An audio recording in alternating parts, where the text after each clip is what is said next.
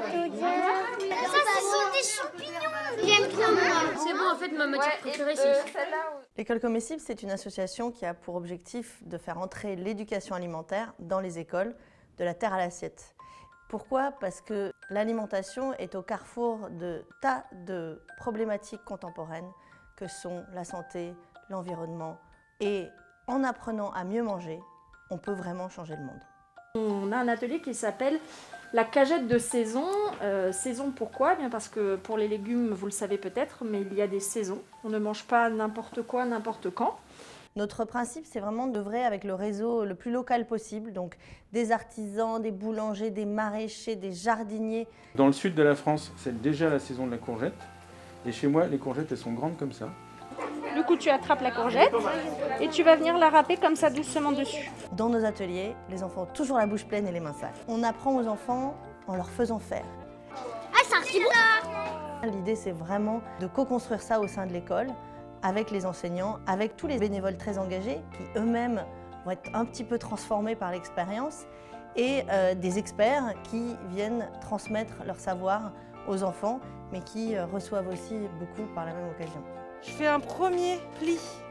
Le nom vietnamien, c'est Goi Kung. Goi, ça veut dire salade, et Kung, ça veut dire rouler. Donc c'est un peu une salade roulée. Waouh.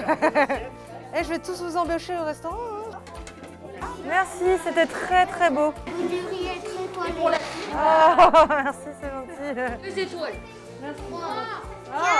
À l'école comestible, on crée des programmes. Ce sont un enchaînement d'ateliers avec une progression pédagogique et qui brassent différentes thématiques que sont le végétal, l'anti-gaspi.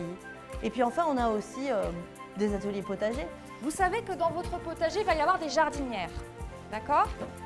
Et dans chaque carré, on va mettre une plante différente. On note que quand un enfant plante une graine, qu'ensuite il va récolter le légume qui arrive, qu'il va ensuite le transformer pour le cuisiner et le manger, il va adorer ça. Donc ça change tout. Les carottes et les oignons, ils ne tombent pas du ciel. C'est juste l'eau qui tombe du ciel. Sinon, tout le reste, on cultive.